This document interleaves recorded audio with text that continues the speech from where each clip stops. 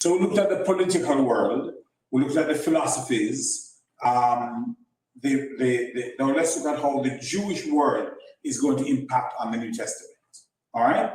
Now, the Greek word for Greece is Hellas, Hellas. Hellenism, all right. Now, Alexander the Great would conquer the then world and rapidly, and he would spread Greek culture in all of its forms, all of its shapes and everything. He would spread Greek culture through what is called Hellenization or Hellenism. That is going to become Hellenism. And there is the whole idea of Hellenization, where the then world is going to be brought up, nurtured by, and living in Greek culture. All right. Now, throughout the Roman Empire, the Jews were influenced highly by Hellenism. That is the spreading of Greek culture. All right? Now, I'm not trying to interrupt here, but no, go on. Epicurean, Stoic, Gnosticism, those are all Hellenistic ideologies. So Right, yeah. you're going to see a strong influence in the Essenes and things like that. Right, yeah. I didn't bring in the Essenes because they're not mentioned in the New Testament, so but they were there. All right? Now, here's something. The Septuagint, LXX, is actually a Greek translation of the Hebrew Bible.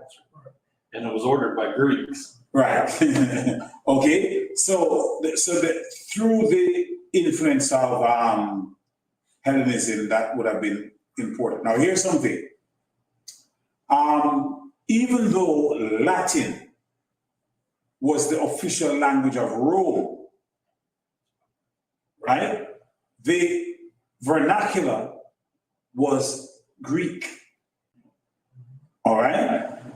So the Christian faith, as we see it in the New Testament, emerged out of Hellenism and influenced heavily by Hellenism. All right? So even though the Jews had their culture and language, they would in fact be influenced by Hellenism.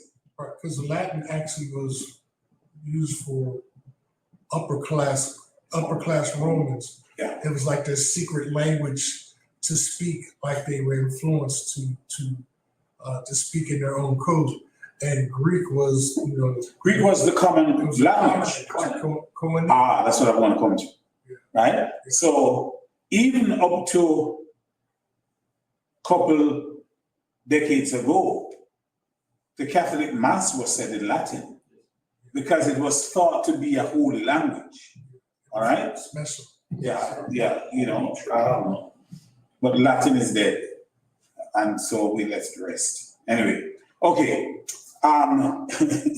Here is something. I unfortunately took 2 years of it. So. Well, the high school that I went to, the very year that I went, they stopped teaching Latin. And I would have loved to have learned Latin. Anyway, now, I would have. Okay, here's something.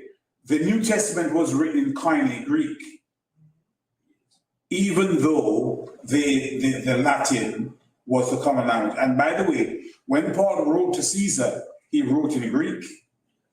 All right? Now, so by the time of Christ, there were two distinctive, now here's another, so that's the Greek culture, the Jewish Greek culture. But there is also, by the time of Jesus Christ, there were two sets of groups that would be influential, and that would be the Pharisees and the Sadducees. Yes, very much so. All right, now that's going to be important. Now, if you look at the syllabus, there's a question compare and contrast the Pharisees and the Sadducees, highlighting the distinctive characteristics of each group.